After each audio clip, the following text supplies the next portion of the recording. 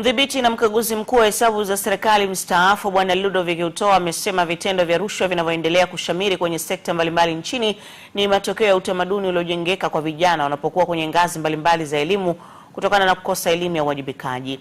Mwanaidi Mkurugenzi anaripoti kutoka Arusha. Bwana Utouh ambaye kwa sasa ni mkurugenzi mtendaji wa taasisi ya Wajibu inayojihusisha na ukuzaji wa mazingira ya uwajibikaji nchini, anatoa tathmini hiyo wakati akitoa elimu kuhusu uwajibikaji pamoja na masuala ya rushwa kwa wanafunzi wa chuo cha uhasibu Arusha.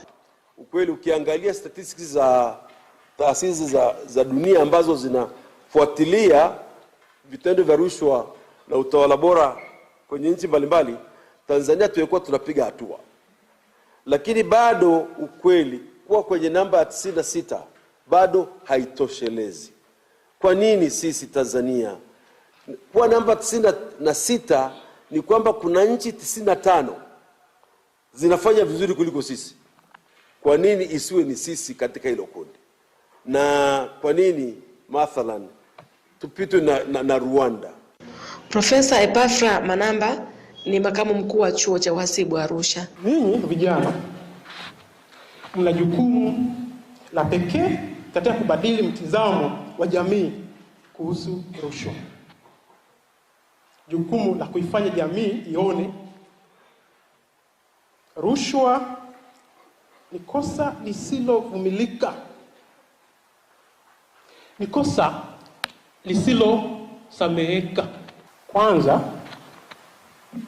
mnatakiwa kutoshawishi, kutoa au kupokea rushwa ya aina yoyote ile ili kupata au kutoa huduma kwa jamii. Wanafunzi wa chuo hicho wameahidi kuimarisha klabu ya kupambana na rushwa iliyoanzishwa, huku wakishauri elimu hiyo kutolewa pia kwa vijana walio nje ya mfumo wa elimu. Kwa kulingana na elimu tuliyopata leo, sisi kama vijana tumepata mwamko fulani kwamba kuna sababu ya kuwa wazalendo kwa nchi yetu, kwamba tukiwa wazalendo tuna wajibu wa kuwajibika kwa taifa letu, kwamba lazima tuhakikishe kwamba sisi sio sababu ya nchi yetu kudidimia au sisi sio sababu ya nchi yetu kufa, kwamba lazima tufe kwa ajili ya nchi yetu, kwamba sisi vijana sasa tujitoe, tupambane kwa ajili ya nchi yetu, kwamba kama tunavyomwona rais wetu Dr.